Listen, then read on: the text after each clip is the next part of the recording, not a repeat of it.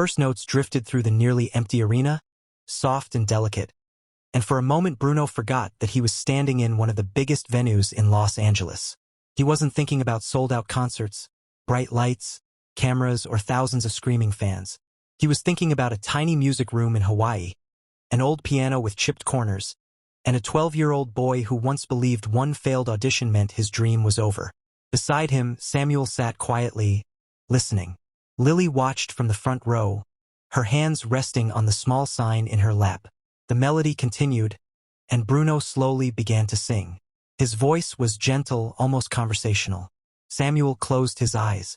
The song was the same one Bruno had promised to finish at the hospital, but tonight it felt different. It wasn't a song about fear anymore. It was about returning. Returning to people. Returning to dreams. Returning to the parts of yourself you thought you had lost. When the final note faded, nobody moved. For several seconds, the arena remained completely silent. Then one person stood. Another followed. Then another. Within moments, the entire audience was on its feet. Bruno looked around, overwhelmed. Samuel leaned toward him. "You always hated standing ovations." Bruno smiled. "I still do." "Why?" "Because I never know what to do." Samuel laughed. "Then don't do anything." Bruno looked at him. "Just let them happen." Bruno stood there and allowed the applause to wash over him. He didn't wave. He didn't dance. He simply looked at the people in front of him and smiled through tears. Then the lights dimmed again. The screen behind them changed. A black and white photograph appeared. It showed Claire sitting beside a piano, holding a sheet of music. Bruno stared at the screen. "I've never seen that one." Samuel nodded. "She took it herself." Another image appeared. Claire and Samuel standing outside the old music school. Another showed young Bruno walking through the door. Then the screen went completely black. White words appeared. "For the boy who refused to quit." Bruno's breathing slowed. Samuel looked down. "She made that recording before she died." Bruno turned toward him. "What recording?" Samuel didn't answer. Instead, the sound system came alive. Claire's voice filled the arena. It was soft, warm, and slightly distant, as if she were speaking from another room. "If you're hearing this, then somehow you found him again." Bruno froze. Samuel closed his eyes.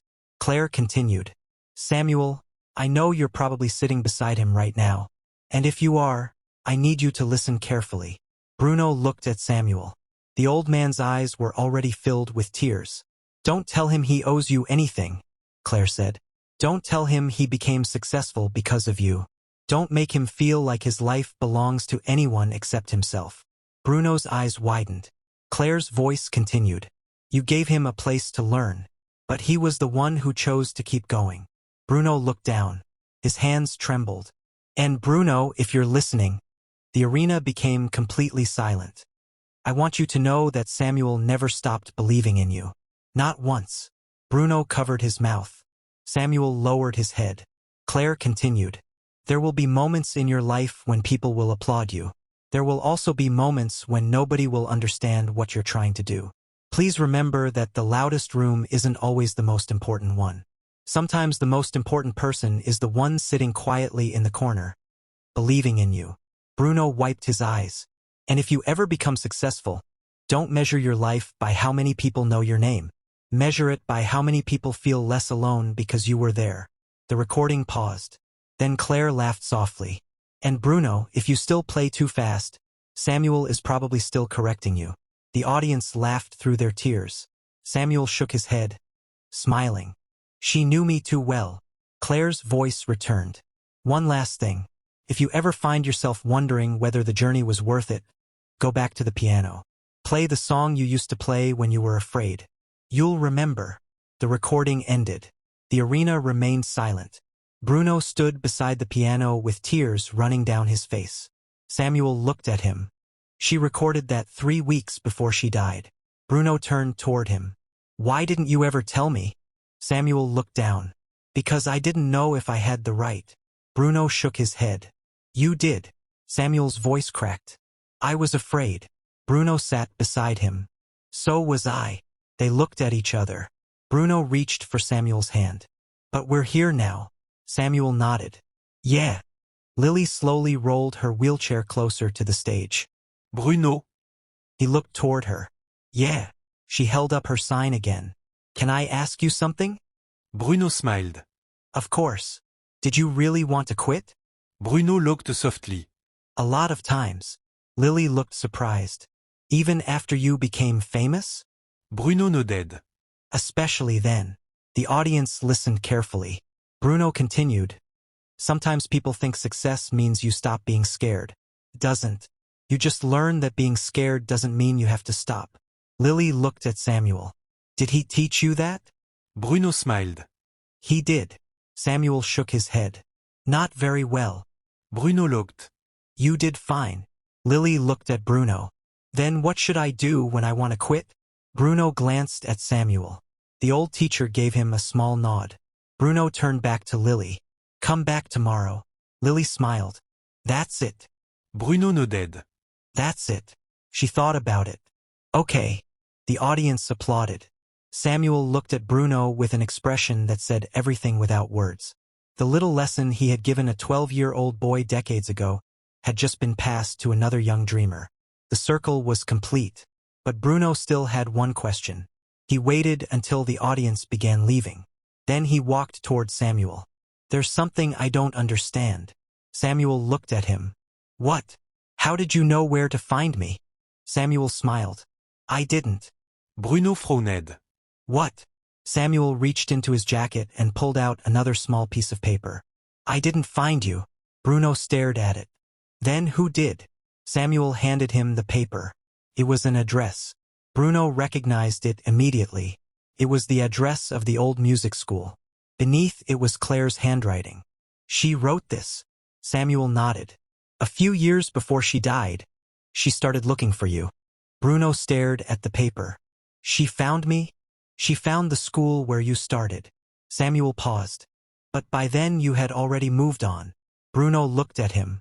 So she knew where I had been. Yes, but not where I was. Samuel nodded.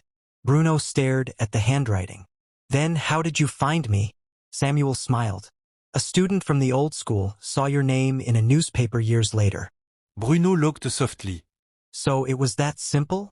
Nothing about this was simple. Bruno looked at Samuel. Why didn't you come sooner? Samuel became quiet.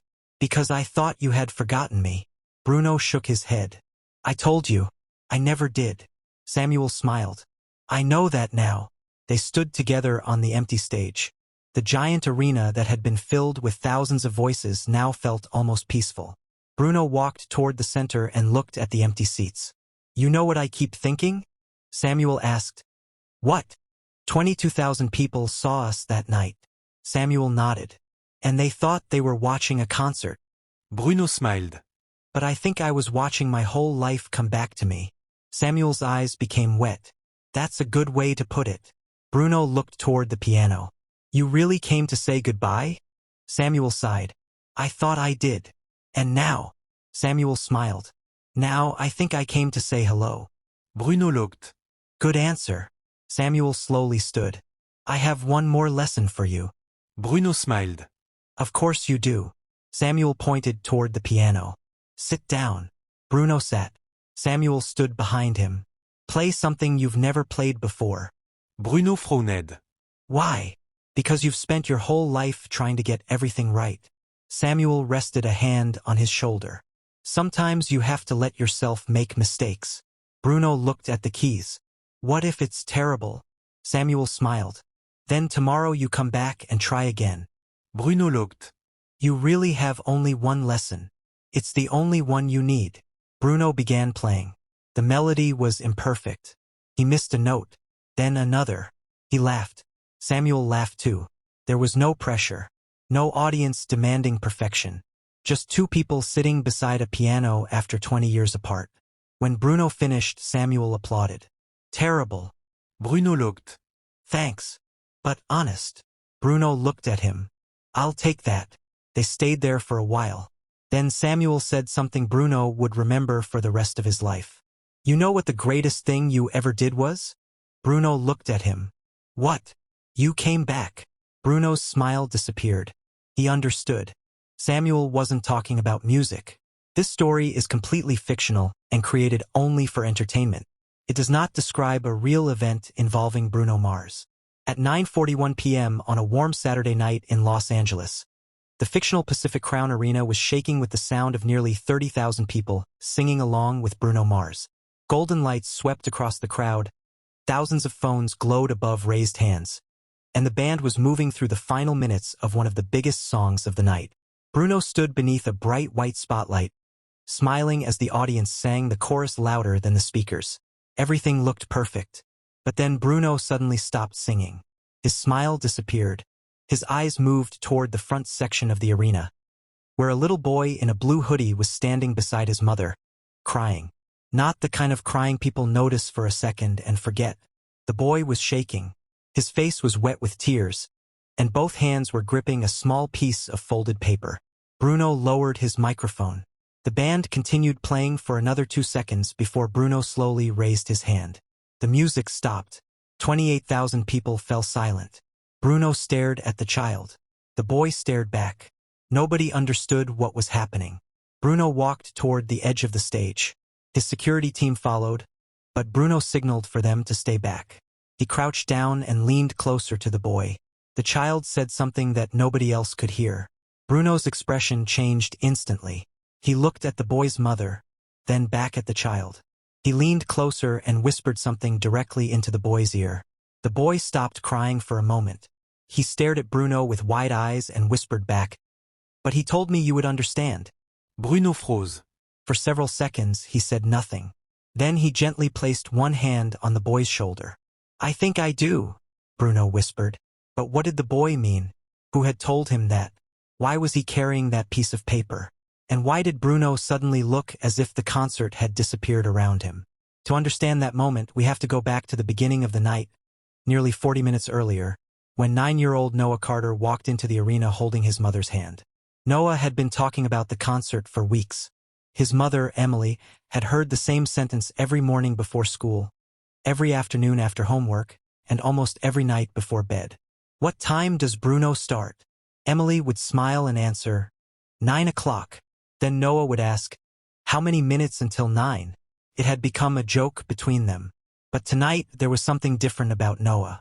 He wasn't excited in the way Emily expected. He wasn't bouncing around or shouting with the other fans. Instead, he kept one hand inside the pocket of his blue hoodie. "You still have it?" Emily asked as they walked through the arena entrance. Noah nodded. "Don't lose it." "I won't." "And you remember what we talked about?" Noah looked up. "Don't bother Bruno." Emily smiled. "That's not exactly what I said. You said don't run onto the stage." "Correct." Noah looked serious. "I wasn't going to." Emily laughed softly. "Good." They continued walking toward their seats. Noah was carrying something very carefully in his pocket. It was an old piece of paper folded 4 times. The paper had been written on by his father, Daniel, almost 2 years earlier. Daniel had been a music teacher. He loved old records, piano melodies, live concerts, and long conversations about why certain songs could make people feel understood. He had taught Noah how to play a few simple chords before he died. Noah still remembered sitting beside him at the piano, his father's fingers guiding his own. "Don't worry about playing perfectly," Daniel used to say. "Play honestly." Those words had stayed with Noah. 2 years after his father's death, they had become more important than ever. The night before the concert, Noah had found the folded paper inside an old music book. He recognized his father's handwriting immediately. There were only a few lines, unfinished lyrics, and one sentence at the bottom. "If you ever get the chance, give this to Bruno." Noah had read that sentence over and over. He didn't know why his father had written Bruno's name. He didn't know if Daniel had ever met him. He didn't even know if Bruno would care. But Noah had made up his mind. If he ever saw Bruno Mars, he would give him the paper. Emily had initially said no. "Honey, there will be thousands of people there." "I know. Bruno isn't going to be able to read every sign." "I know. And you can't be disappointed if he doesn't see it." Noah had looked at her. "I'm not going because I want him to see me." Emily had paused. "Then why are you going?" Noah had held up the paper. "Because Dad asked me to." She hadn't known what to say after that, so she had simply hugged him. Now, as they reached their seats, Noah looked toward the stage. Mom. Yeah. Do you think he remembers Dad? Emily looked at him carefully. I don't know, Noah. But Dad knew him. Maybe he knew his music. Noah nodded. That's what I mean. The arena lights began to dim. The crowd erupted. Noah immediately grabbed Emily's hand. He's coming. Bruno appeared on stage, and the arena exploded with sound. For the next 30 minutes, the concert felt like a dream. Bruno moved across the stage with effortless energy, laughing, dancing, pointing toward fans, and playing with the band. Noah watched everything. He didn't scream as loudly as the other fans, but he smiled almost constantly. At one point, Bruno walked toward the side of the stage closest to Noah's section. Noah pulled the paper from his pocket. He held it up, but there were hundreds of signs around him. Bruno didn't see it. Noah lowered the paper. Emily noticed his disappointment. It's okay. I know. We still have time. Noah nodded. During the next song, he tried again. This time he stood on his seat. He held the paper above his head. Bruno looked toward the crowd. For one brief moment, Noah thought their eyes met. Then Bruno turned away. Noah slowly sat down. Maybe Dad was wrong, he whispered. Emily looked at him. What do you mean? Maybe Bruno doesn't need to hear it. Emily squeezed his hand. Your dad didn't ask you to make Bruno hear it. He asked you to give it to him. Noah looked at the paper. There's a difference? Yeah. She smiled. Sometimes doing something important means you don't get to control what happens next. Noah nodded, although he didn't look convinced. The concert continued. Bruno performed another song, then another. The crowd became louder with every minute. But Noah grew quieter. At 9:38 p.m., Bruno started one of his biggest songs of the night. The arena lights turned gold. Thousands of people sang every word. Noah looked down at the paper again. He unfolded it slightly. His father's handwriting was still there. The first line read, "For the man whose songs reminded me that tomorrow could still be good." Noah's eyes filled with tears. He quickly folded the paper again. Emily noticed. Noah. He shook his head. I'm okay. You don't have to be. Noah looked at the stage. I just miss him. Emily put her arm around him. I know. Noah tried to smile. I wanted Dad to hear this concert. He would have loved it. I know. Then let yourself enjoy it. Noah nodded. But something inside him had already changed. He wasn't watching Bruno anymore. He was remembering his father. The piano in their old living room. The smell of coffee in the morning. Daniel tapping his fingers against the table when he heard a song he liked. The way he used to smile when Noah made mistakes while practicing. And the final night they had spent together. Noah had been sitting beside his father's bed. Daniel had been weak, but he had still managed to smile. You know what music does? Daniel had asked. Noah had shaken his head. It reminds people they're not alone. Noah had remembered those words every day since. Then suddenly the memory became too strong. Noah's breathing changed. He pressed one hand against his chest. Emily noticed immediately. Noah. He didn't answer. What's wrong? Nothing. Look at me. Noah looked at her. His eyes were full of tears. I miss Dad. Emily pulled him close. I know. Noah began crying. I wanted him to be here. I know. I wanted him to hear the song. Emily held him tighter. He would've. Noah shook his head. But he isn't. Around them, the crowd was still singing. Nobody knew what was happening in their row. Then Noah suddenly looked toward the stage. Bruno was walking closer to their side of the arena. Noah grabbed the paper. Mom. What? I'm going to hold it up one more time. Emily nodded. Okay. Noah stood. He raised the paper as high as he could. Bruno was singing, moving across the stage. Then, halfway through the verse, his eyes traveled toward the audience. He saw the paper. He stopped. It was only for a second, but Noah knew he had seen it. Bruno pointed toward him. The giant screen immediately showed Noah's face. The crowd cheered. Noah froze. Emily laughed through her tears. He saw you. Bruno walked toward the edge of the stage. He looked directly at Noah. What's your name? He asked. Noah couldn't speak. Emily leaned toward him. Tell him. Noah finally whispered. Noah. Bruno smiled. Noah, I like that. This story is completely fictional and created only for entertainment, and none of the events described should be understood as a real event involving Bruno Mars. The applause inside the fictional Pacific Crown Arena slowly faded as Bruno remained beneath the white spotlight, staring toward the curtain where Noah and his mother had disappeared.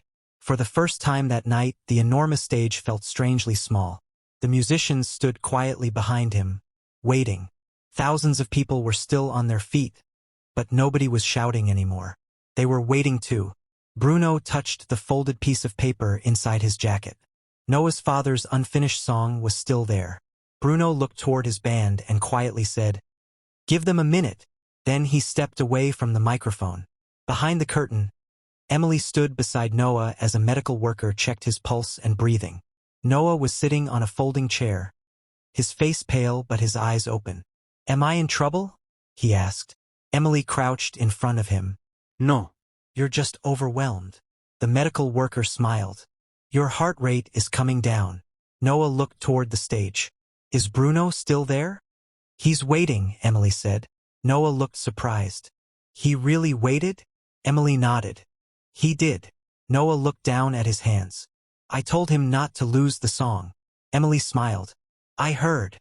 Do you think he'll finish it?" "I think he wants to." Noah leaned back and closed his eyes. For a few seconds, everything was quiet. Then the medical worker looked at Emily and said, "I think he should stay here for a little while before going back into the crowd." Emily nodded. "Okay." Noah opened his eyes. "But I promised him." "You don't have to go anywhere until you're ready," Emily said. "He'll understand." Noah looked toward the curtain again. "He said he'd be there." Emily gently squeezed his hand. "He will." On the other side of the curtain, Bruno was pacing slowly.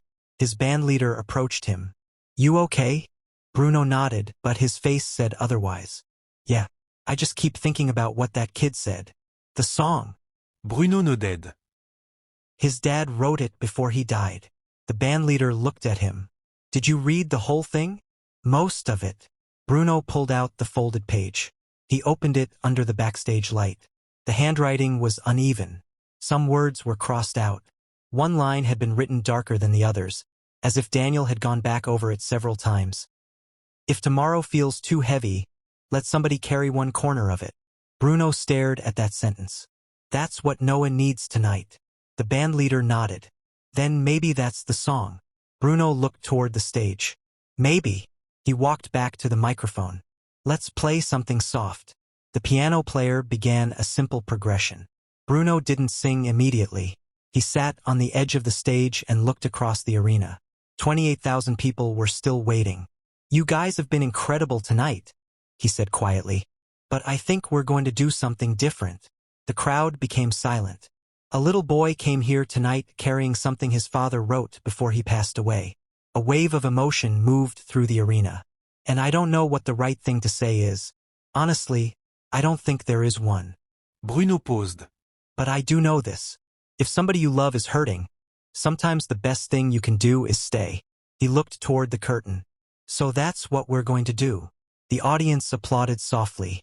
Bruno sat at the piano. "We're going to wait." Then he began playing the unfinished melody. The first notes were simple and delicate. There was no huge production, no flashing lights, no dancers. Just a piano and Bruno's voice. He sang the melody Daniel had left behind, carefully, almost cautiously, as if he were afraid of changing something sacred. The audience listened. Some people lowered their phones. Others wiped their eyes. In the medical room, Noah heard the faint sound through the speakers. His eyes widened. "That's Dad's song." Emily looked toward the door. "You can hear it?" Noah nodded. "He's playing it." The medical worker stepped closer. "Do you want to go back?" Noah hesitated. "I don't know." Emily smiled. "You don't have to." Noah listened again. Bruno's voice carried through the backstage speakers. The melody was incomplete, but somehow it didn't sound broken anymore. Noah looked at his mother. "Dad never finished it." "I know. Maybe Bruno can." Emily swallowed. "Maybe." Noah listened for another minute. Then he stood. "I'm ready." Emily immediately moved toward him. "Are you sure?" Noah nodded. "I want to hear the end." The medical worker checked him once more and agreed that he could return with Emily. They walked toward the stage. Bruno was still singing. He reached the final line he had created from Daniel's notes, but then stopped. He looked toward the curtain. The audience followed his gaze. Noah appeared on the screen. The crowd began applauding. Bruno smiled. There he is. Noah walked onto the stage with Emily. Bruno stood and walked toward them. He didn't make a big announcement. He simply crouched down. How are you feeling? Better. Good. Noah looked at the piano. Did you play it? Bruno nodded.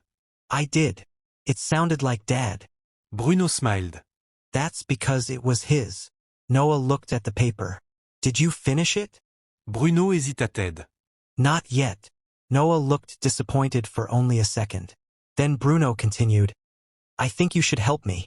Noah stared at him. Me? Yeah. Bruno walked toward the piano. Your dad started it. Maybe you know what comes next. Noah slowly followed.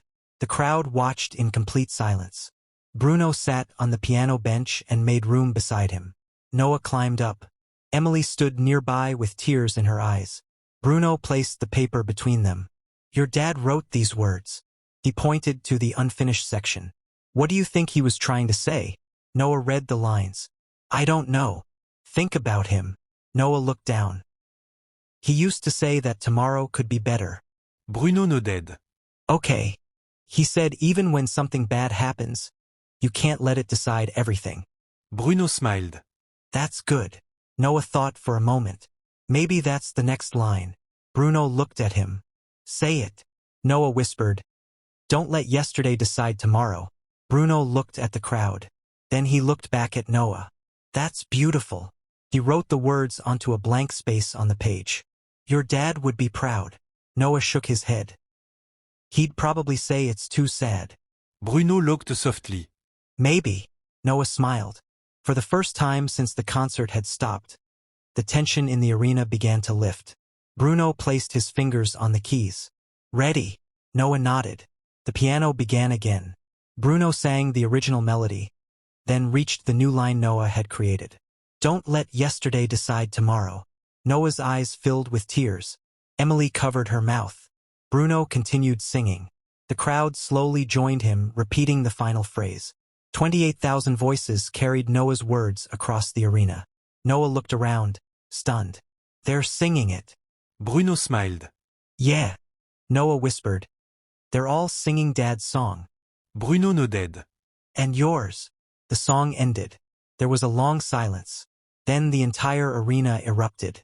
People stood, clapped, cried, hugged strangers, and held their hands against their hearts. Bruno turned toward Noah. You did it. Noah shook his head. We did it. Bruno looked softly. Okay, we did it. But the biggest surprise had not happened yet. As the applause continued, Emily noticed something unusual. Bruno was staring at the paper again. He turned it over. On the back, there was another sentence Noah had never seen.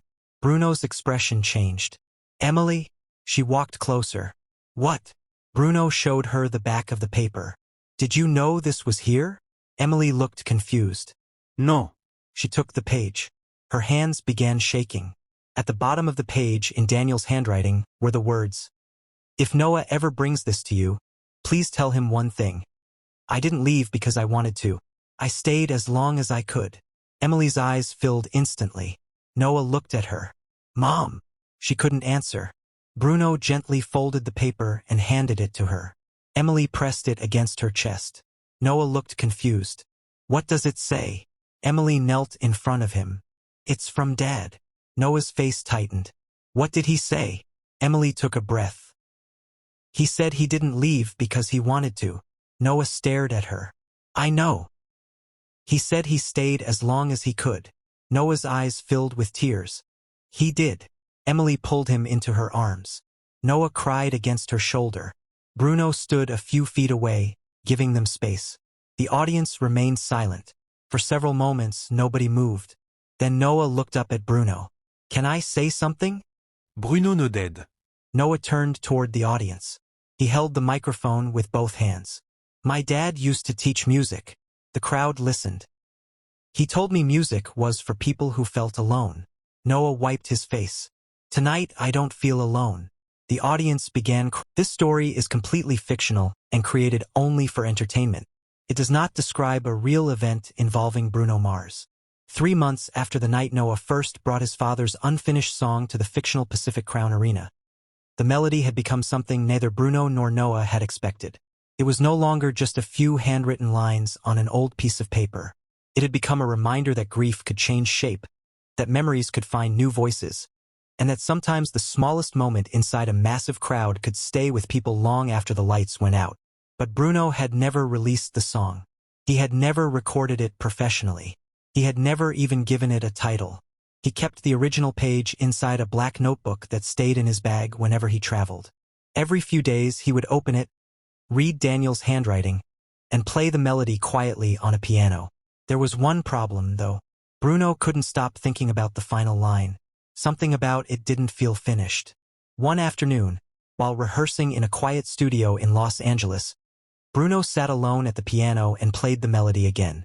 He reached the ending and stopped. "Something's missing," he whispered. His keyboard player, Marcus, looked over from across the room. "You've said that about 20 times." Bruno smiled. "Because it's true. Maybe it's not supposed to be perfect." Bruno stared at the page. "I know. Then what are you looking for?" Bruno tapped the paper. "The ending Daniel would have written." Marcus walked closer. "You can't know that." Bruno nodded. "Exactly." He folded the paper and placed it on the piano. "That's why I need Noah." Marcus looked surprised. "You want to ask a 9-year-old?" Bruno smiled. "I want to ask the person who knew him best." That evening, Bruno called Emily. She answered after the second ring. Bruno. "Hey, Emily. How are you?" "We're good. How's Noah?" There was a pause, followed by a smile in her voice. "Still playing piano." Bruno looked. "Seriously? Every day? That's good." "He says he's trying to sound like his dad." Bruno shook his head even though she couldn't see him. "Tell him not to." Emily laughed. "I've told him that. His dad had his own sound. Noah needs his." Emily became quiet. "That's actually what I wanted to talk to you about." "What happened?" "Noah's been asking questions." Bruno leaned back. "About Daniel?" "Yeah." "What kind?" Emily sighed. "The hard ones." Bruno didn't respond immediately. "He wants to know more about his last days. Things I didn't tell him."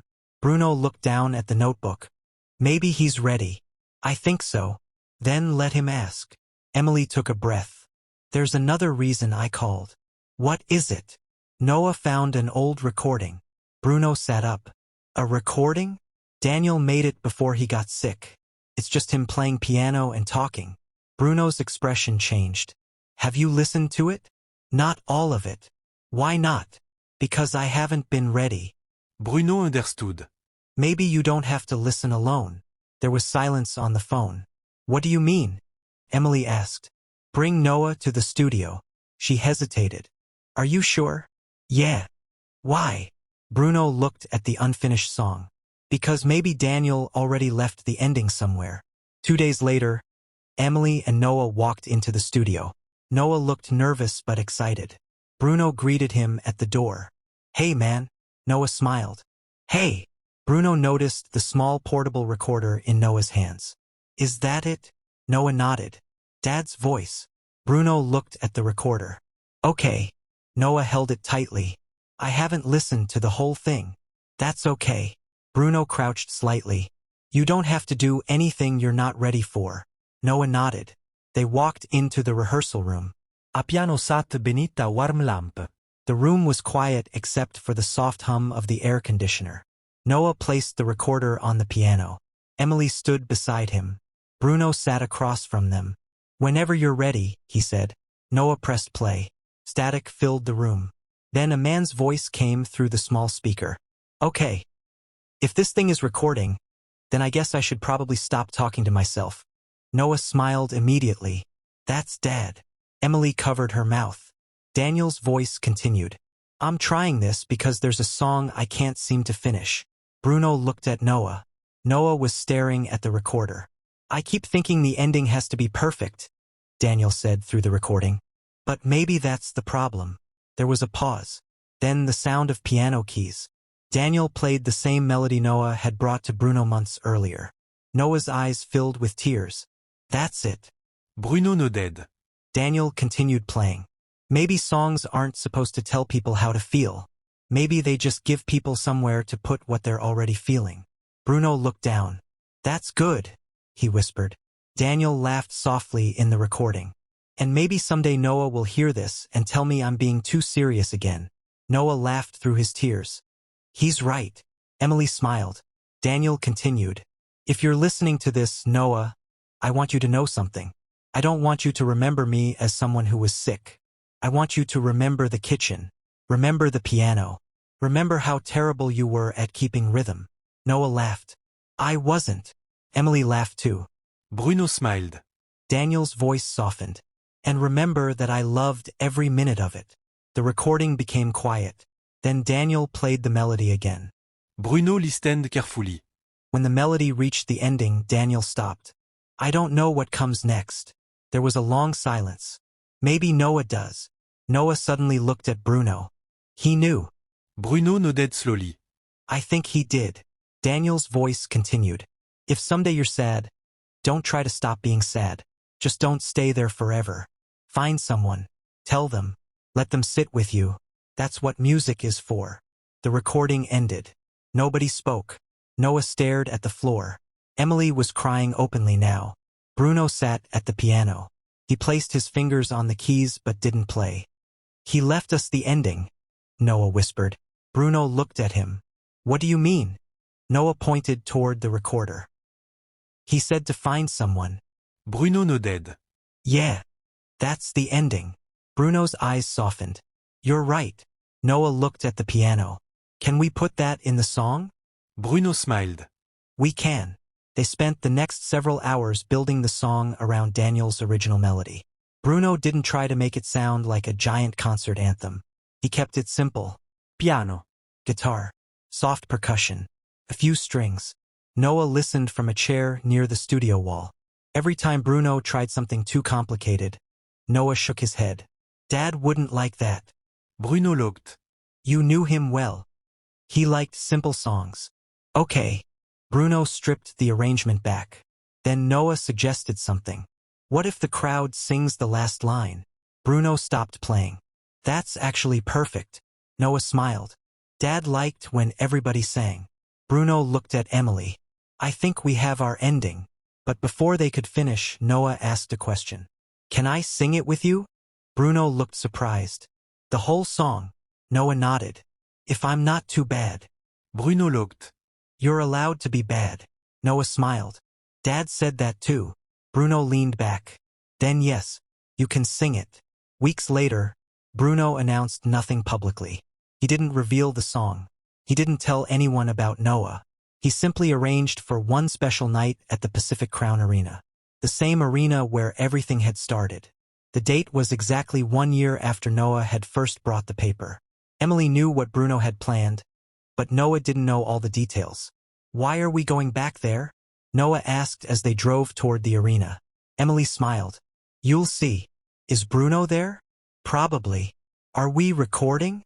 Maybe. Noah looked suspicious. Mom. She laughed. Just trust me. When they arrived, the arena was strangely quiet. The stage was being prepared. Thousands of empty seats stretched into the darkness. Noah walked through the entrance and stopped. This is where I cried. Emily smiled sadly. Yeah. Noah looked toward the stage. And Dad's song started here. It did. He took a deep breath. I'm not scared anymore. Emily put her hand on his shoulder. I know. Bruno appeared from backstage. There he is. Noah smiled. What are we doing? Bruno walked toward him. We're finishing something. Noah looked at the piano on stage. The song. Bruno nodded. The song. They walked onto the empty stage. Bruno handed Noah a small envelope. Noah opened it. Inside was a photograph of Daniel sitting at a piano. Noah stared at it. Where did you get this? Bruno looked toward Emily. Your mom gave it to me. Noah turned the photograph over. On the back was a handwritten message from Emily. For the boy who taught me that love can survive loss. Noah started crying. Bruno gave him a moment.